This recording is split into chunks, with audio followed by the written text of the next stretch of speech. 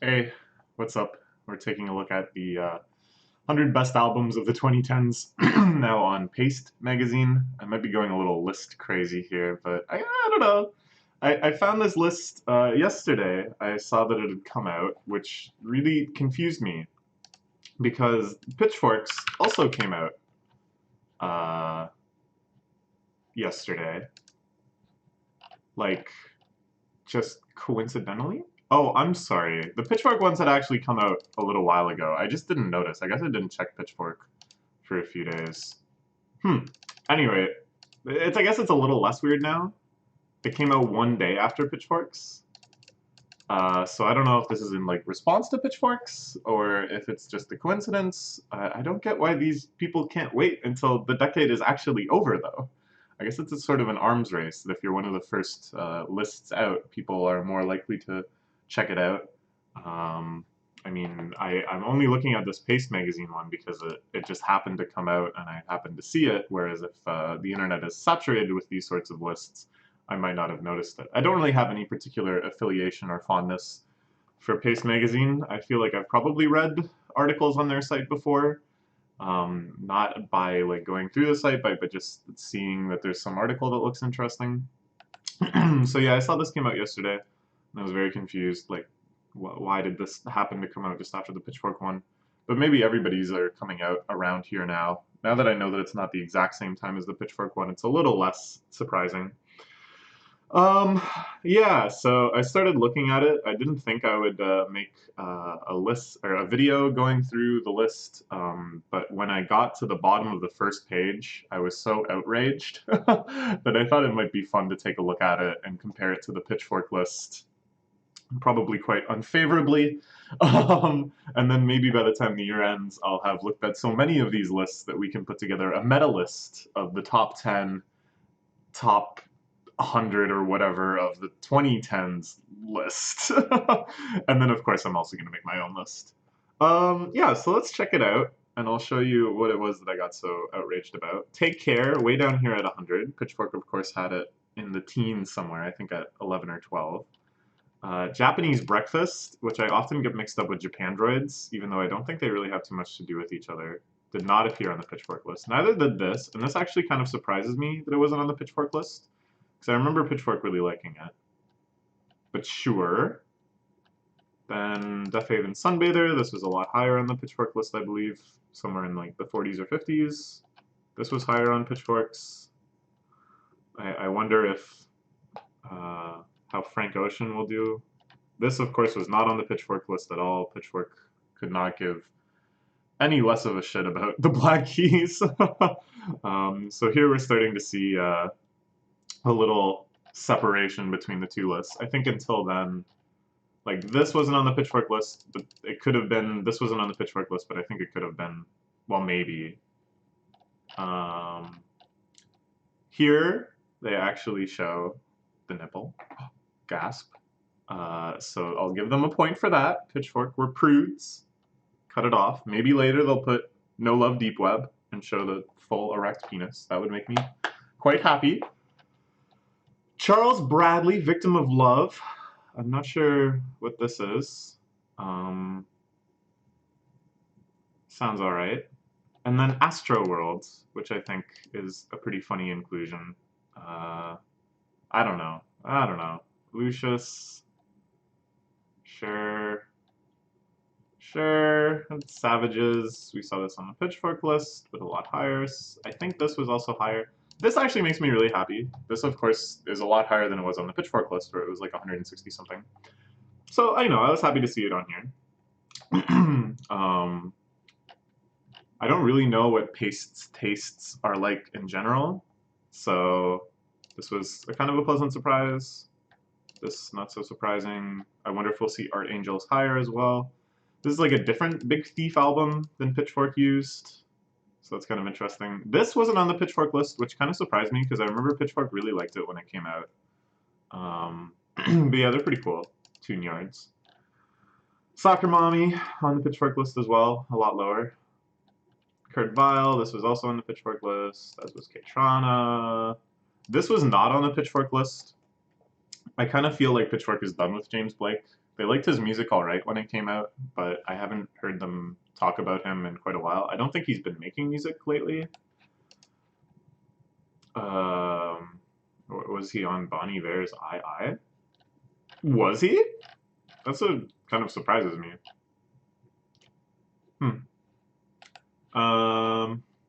Sure. I don't know what this is. Oh, but I did ignore them. I don't know anything about them.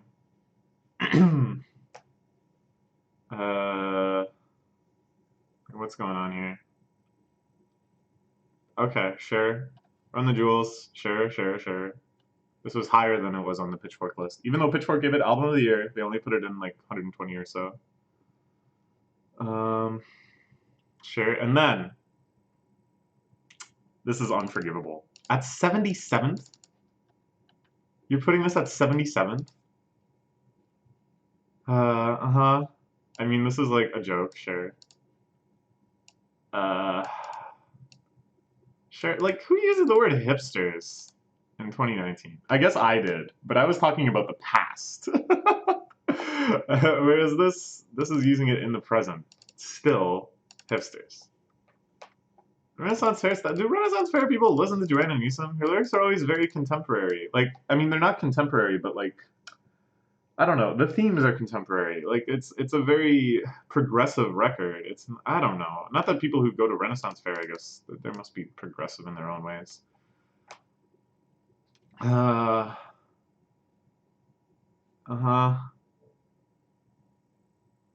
Too many bananas. Okay. Devotees thrilled to Newsom. Thrilled to Newsom emptying thrilled. To me, this is like primarily used as an adjective. Devotees were thrilled. Devotees are thrilled. To have it as a past tense verb is like very hard to parse. Like I would expect this sentence to be missing a comma. Devotees, comma, thrilled to verb, but instead it's devotees thrilled to Newsom. So thrilled is like what's a transitive verb to thrill. Devotees thrilling to Newsom. I don't know. It sounds so weird here. Emptying her quiver of tricks here. She didn't empty shit. She's got a million things in the bag still. Results are indeed glittering. The title track is a serpentine fairy tale of harp, mandolin, piano, and other elfin instruments. A jaunty piano opens the fantastically titled Good Intentions Paving Company. I mean, that is a fantastic title. Which briefly spirals off into diner pop. What? Like the breakdown part where she's talking about the hook upon which everything hangs? That's diner pop? What? Best of all is Gossamer Showstopper Baby Birch. They're only talking about the first disc. It's like they don't know there's other discs. Shut down your world for 9.5 minutes. Well, that's true. The album is not for the faint-hearted. That's also true. It's also not for anyone with a tendency to bristle at resolute self-indulgence. But over the course of the album, a weird thing happens. Her flutters and this shouldn't be capitalized. Her flutters and flourishes become comfortable, even at their saddest, and her baby girl voice takes on a grand assuredness. It's difficult to imagine another situation in which plinking pixie sounds, recurrent magical noises, and radiant folk poetry could be categorically described as honking huge, just cut, but for all its girth, Having on Me is packed with magic. I'm unhappy. Let's look at the Pitchfork write-up again. Of course, this one is paginated, not like based Pitchfork and their tiny, tiny scroll bar. Look at how tiny this scroll bar is. This is how you know they're doing it for the love and not for the clicks. So Have One On Me was like, I guess I could control F it. But it was like 17, 16? It's called Have One On Me, her early 70s California singer-songwriter album. Indeed, there are implicit references to Joni Mitchell and the smooth, layered arrangements of Laurel Canyon and centerpieces like In California. They mention a song that's not on the first disc, which this write-up did not do. And Good Intentions Paving Co. And this is like the proper formatting of the title, I'm pretty sure. Let's see what Wikipedia thinks. Or I could go, hold on.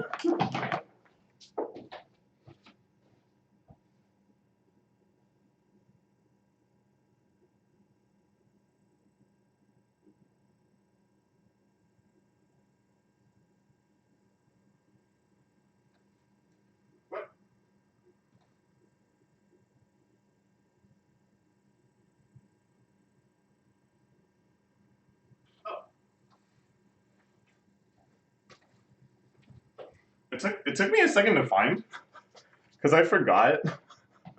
I bought this in Japan, so it has the Japanese obi strip. Yay. So that's cool. Joanna Newsom. Habu one on me. Yeah. You can see it's just Ko. Because it's supposed to be like the actual title of a company. Yeah, here it is. Anyways. Okay, back to it. So yeah, they called it Company. They even called it fantastically titled, but I think the title is even more fantastic when it's Ko. Her songwriting, newly direct here, which they tried to say, but they're talking about her baby girl voice.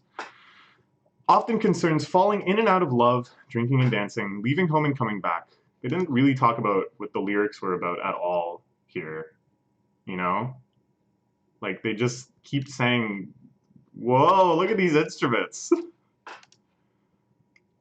Among the most beautiful ballads in her catalog, Baby Birch pairs her harp with electric guitar to stark, almost confessional effect. It's the rare Newsom composition that could be drawn from the traditional American songbook. Cool! See, rare, like, they're saying she's actually a very... I guess this is what I was getting annoyed about with the Renaissance Fair staffer's comment, that it sounds like nothing like medieval music. It sounds like nothing like the music made when these instruments were contemporary. The compositions are so, like, fresh and creative. The follow-up to 2006 Wildly Ambitious Yeez. Even the barroom title of Have One on Me seems to signal a more earthbound turn from a harpist who often composes with a full orchestra in mind. But through these songs, Newsom's greatest asset remains the cosmic grandeur that she brings to even the most familiar scenes. You give love a little shove and it becomes terror, she sings on Softest Chalk. A quiet, from disc 3 even, a quiet warning from a songwriter known to dissect the simplest truths until they turn mystical and strange. A better write-up, a better, but still too low ranking, a better list. Okay, let's plunge onward and see the 76 albums that they think are better than this. I don't know what this is. Punk Outfit, okay. Alright. This Pitchfork put higher too. This is at 5th on Pitchfork. We saw this one on the Pitchfork list too. We did not see this. Singing Saw. Why do they keep talking about Singing Saw? Singing Saw shows up more times than City Music shows up. Okay, whatever. Frightened Rabbit. Oh, I forgot about this band. There was like something about them I liked. But I don't know what it was. Caribou. Yeah, that was on Pitchfork too. Destroyers Kaput. This was like a lot higher on Pitchfork, I think. Leon Bridges, Coming Home.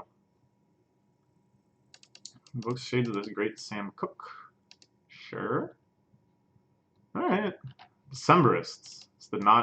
This artist did not show up at all on the Pitchfork list. Probably would have shown up on the previous decade's Pitchfork list, I think. I didn't even know they were still making music.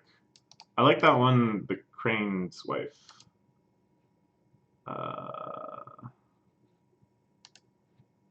Yeah. Not The Crane's Wife, I'm sorry. The Crane Wife is different. I like this album a lot. Especially the title track. This is a journey, for sure. Cardi B. Alright. I feel like that showed up right around the same spot on the Pitchfork list. 73, 67, okay. Interesting. Girls, that showed up on the Pitchfork list too. Future Islands, okay, so Pitchfork really, really likes that song, Seasons. I'm pretty sure that was Song of the Year when it came out, but they didn't put, yeah, Seasons Waiting on You. I've been waiting for you. You gotta watch the live performance of them doing it on Letterman. That's like a legendary video. When he does like the death metal growl for like no reason. I've been waiting on you. It's like, what? Like, what is happening? Oh, it's so good. Black Messiah way down at 64th. What is gonna be like the top of this list? Haim, we saw that on the Pitchfork list. FKA Twigs we saw on the Pitchfork list. I think a lot higher. This was also a lot higher. They put a different Lorde album. Alright. A 16-year-old girl not looking to twerk, wine, or sugar shock. What the hell is sugar shock? What? Wait, what? What? What? What? What? What is this rampant ageism? Ice Age, they put a different Ice Age one. Sandy Alex G, they put a different Sandy Alex G one. Well, it's just kind of interesting. I think it would be weirder if they just kept choosing the same ones. But choosing the same artist, of course, is not unreasonable. No Name, they chose a different No Name, I'm pretty sure. No Name. Yeah, they chose Room 25. They chose Telephone. In color, it's a lot lower. Adele, yeah, Pitchfork is not going to touch Adele. No matter how optimistic they get, they're not going to go into like Adele territory. I don't know. I've never really liked Adele. I like, I don't know. I like singing Adele at karaoke, I guess. I guess that's what it's for. And we have really hard charts in the groove for Adele songs, so I have some kind of fondness for them via that, like having to stomp my feet. I set fire to the rain, watch it burn. Those are my feet. Yeah, is it fun? I don't know. At any rate, I think Adele is like music for people who don't listen to music. I don't know. Whitney. I don't know what this is at all. Good Kid, Mad City at 53rd. What is going to be at the top of this list? I'm genuinely so curious now. Anderson .Paak Malibu above Good Kid, Mad City. I think Anderson .Paak would be so offended if he knew about this. I mean, Malibu's a great album. I think it's really good. Don't get me wrong. It's very well made, very catchy. A lot of things to groove out to. But come on! What? I don't think Anderson .Paak would be happy about this at all. Again, this is like another band that Pitchfork used to like a lot, and I did not even know was like making music in, oh, they had a hiatus, okay. So I guess that's why. They had a couple albums out that decade, I guess. Sure. Actually, I think Pitchfork gave this a good score. 7.9, yeah. So they put this instead of Red, I guess. Or maybe Red is later. Well, Red has arguably aged with a bit more grace. Okay. One of the best pop albums of the decade. On par with Emotion and Sucker and Pop 2. So good, even the ever annoying Shake It Off is forgivable. Well, I don't know. Okay, alright. Glad this is high-ish on the list. What is this band again? Oh yeah, Pitchfork had this on their list too. No, that's not how copying works. I've been waiting on you. A different one. But maybe there is something to this band. I don't know. Summertime '06, Pitchfork had as well. Coloring Book instead of Acid Rap. Sure.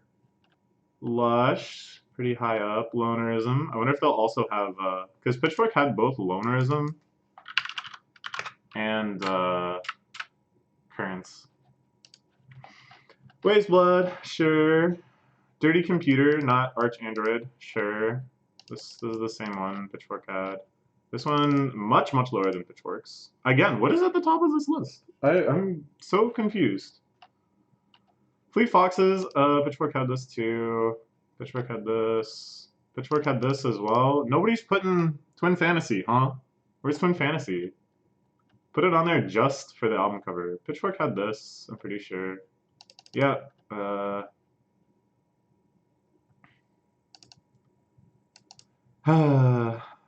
this was not on the Pitchfork list. I have no idea what this is.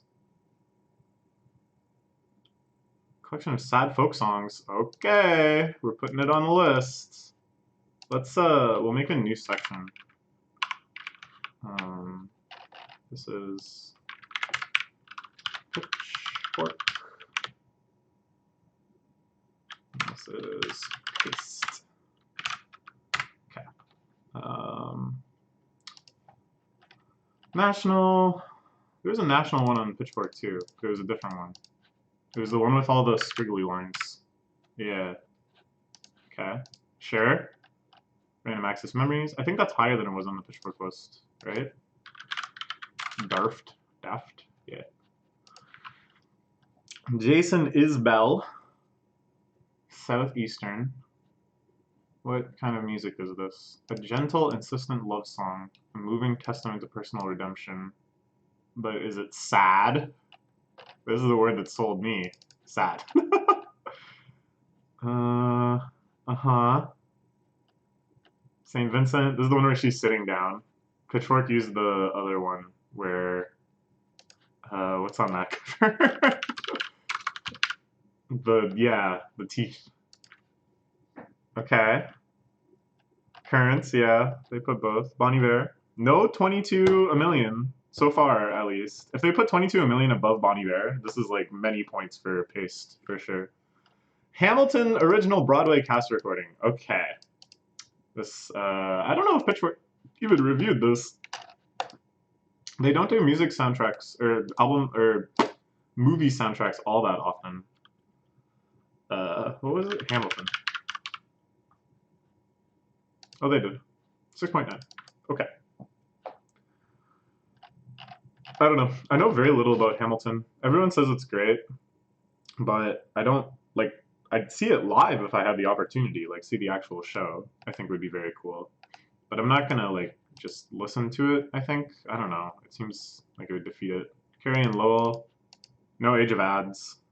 Odds. I think it's pronounced odds. I think I was saying ads last list. All right, we're in the top 25 now. I don't know really where they're gonna go with this. Like, what albums have we not seen? To Pimp a Butterfly, I'm sure will be quite high up. Probably both of the big Kanye albums, and maybe even The Life of Pablo. Frank Ocean hasn't shown up yet. So, like, all of those. Solange, probably. What else? What else? There's gonna be some that surprise me, for sure. Yeezus, okay. War on Drugs, okay. Puberty 2, nice. Nice. No, Be the Cowboy, but sure. Ooh, yay, okay. Alright, glad to see that. I think that's probably higher than it was on the Pitchfork list. John? Yeah. The Suburbs, sure. Nobody put in Reflector, huh? When Reflector came out, it seemed like everybody liked it, and then they got sick of it. I still really like the title track. It's so intense. Lucy Dacus, Historian. But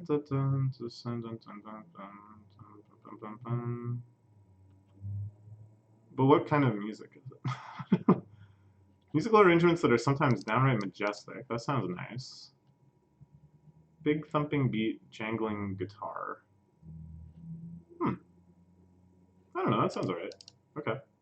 We'll put it on there. Oops.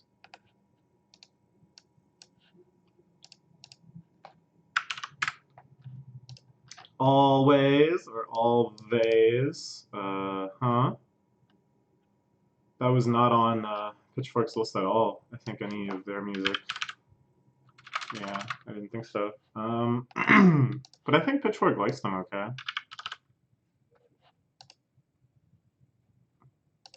7.6, 7.3. Yeah, I don't know. I guess that's not good enough. Body Talk is like Pitchfork top 10. This is a lot lower on the Pitchfork list. Sure. This was the same one that Pitchfork chose. Sure. This is a different Angel Olsen. Yeah, they chose this one. Okay. This is the one that I had listened to. Black Star, sure. Solange, sure. So, ooh, Damn, higher than on Pitchfork's list for sure.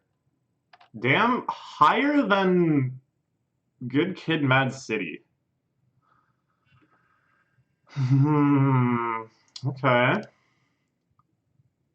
Alright. He embraces the images, turning himself into Messiah and Martyr. What? Modern Vampires of the City. Okay. I thought this was an album that like Pitchfork had a particular like fetish for, But I guess it's actually very well liked. Who knows? I certainly don't care for it all that much. Maybe I should listen to it again. I don't know. I just like that step song. Every time I see you in the world, you always step to my girl. SZA Control, cool. This was also super high on the Pitchfork list, wasn't it? Yeah, okay, good for her. Casey Musgrave's Golden Hour. That was really high on the Pitchfork list too. Yeah. Wait, what? 10, 9, 24, 23. That's a funny coincidence. Sure. Ooh, Emotion at 8. Okay. Sure. Blonde at 7. Of course, big step down from Pitchfork's number 1. Oh my gosh, this is really high up there. Pitchfork had this, I think, sub 100, but like not too far sub 100. 67. Okay. Channel Orange at 5. Channel Orange above Blonde. You know what? I kind of think so too. I don't know. Like, well, I don't know. I think Blonde is like a more powerful album. It's more experimental. Kind of just more impressive, I guess I would say. But Channel Orange, like, oh my God, it's just all so fantastic, all so enjoyable and engrossing and just infinitely replayable. It doesn't really take as much out of you. Listening to Blonde is kind of exhausting because there's so many parts where it's just like, oh, I kind of want to cry now, or oops, I'm already like deep into crying. Whereas Channel Orange, of course, it's very emotional at points, but it's like so smooth, such a good time. Yeah, it never overwhelms. All right, nice job, Case. I think I kind of get it, but now I'm kind of ashamed of that. This is my opinion. Kanye West at 4th. Okay. They didn't. More of a snubbing than Pitchfork. A couple of artists that I realized were snubbed later. Sun Kil Moon got snubbed, of course. They mentioned Benji here, but then no Benji anywhere else. And then no Ariel Pink. Or wait, maybe it's spelled like this. No, it's not. Or maybe it's spelled like this. Or maybe it's spelled like this. Or maybe I don't know how to spell at all. But I'm almost positive there's no Ariel Pink albums on this list, which kind of surprises me, because my feeling is that Pitchfork likes their music quite a bit. Ariel? Is that how you spell this word? Yeah, okay. Yeah, best new album, best new album. And I know the Before Yesterday, which is Ariel Pink's Haunted Graffiti.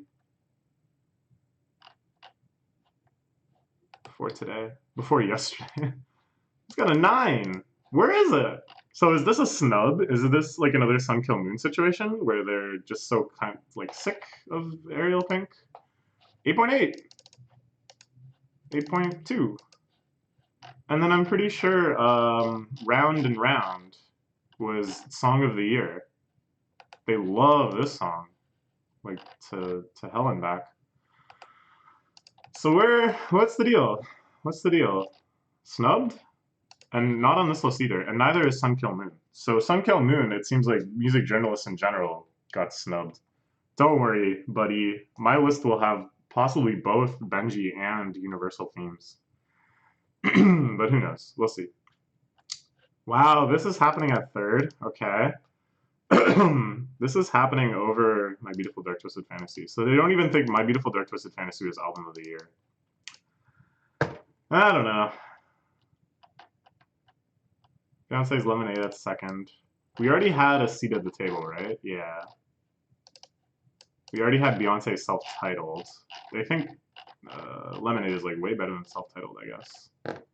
What's number 1 gonna be? What's left? Frank Ocean's here. Kanye's here.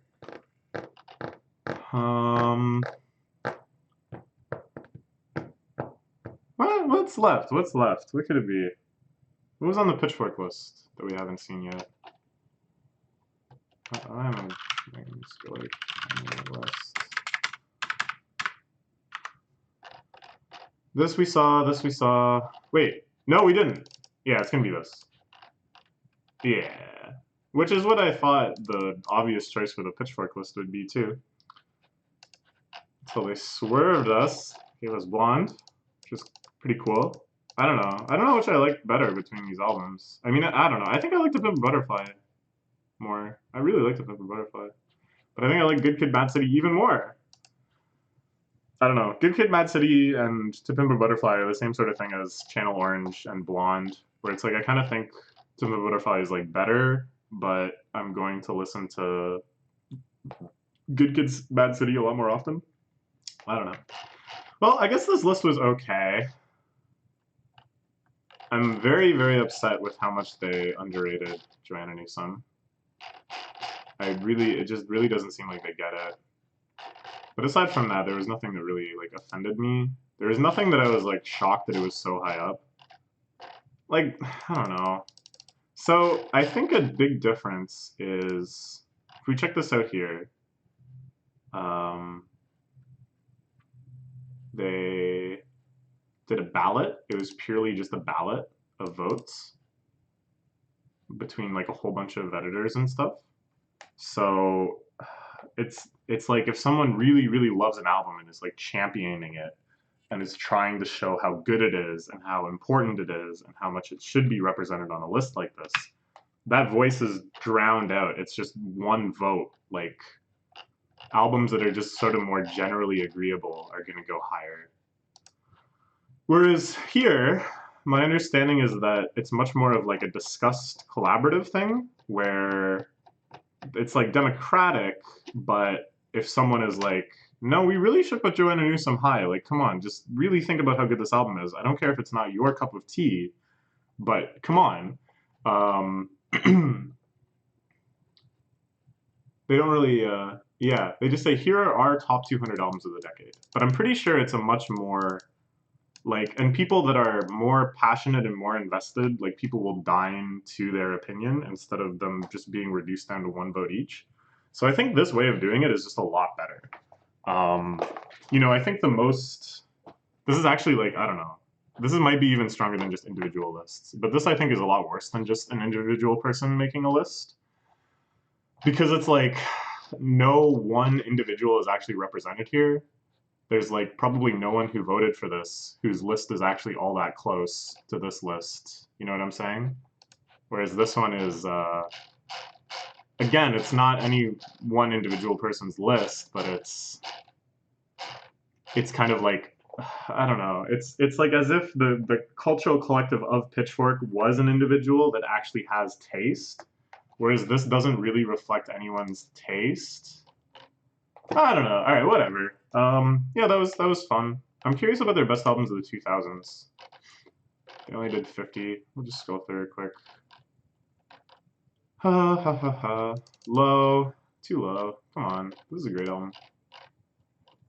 This is way too low. This is surprisingly low, given how much they loved This Is Happening. This, I think, is low. I love this album, though, so I'm glad it's here at all. This I'm surprised is on here at all, because people just usually gravitate totally towards Funeral, which I expect to see near the top. Yeah. Sure. Yeah. Sure. Oh, God. Sure.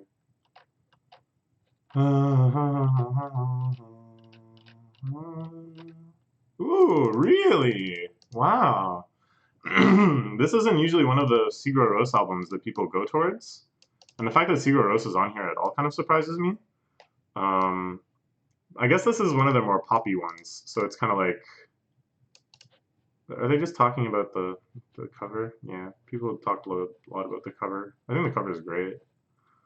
I don't know. This is one of my least favorite Sigur Rós albums, but it is still good. Sure, you, okay. Hey! Sure. Vampy Wiki, okay. Uh-huh. They better put late registration higher. Late registration better be top 10. Oh, everybody loves this album. I was never really into this album. Pitchfork really likes it too. Yeah. Whoa. At 8? You think there's 7 albums that are better than this? Oh, okay. Well, I'm a little surprised to see this here. I just haven't really thought about her in a while. I definitely don't think this is better than Stankonia, but this is actually a hella good album, so... Alright. Come on. Yeah, I don't know. I guess this is okay. I like the final track a lot. The title track. Yeah, sure. Yeah, as expected. Also, not surprising. Oh, okay. Yeah, okay. I don't know, sure. What are the readers list? We're just in paste mode now. Hmm.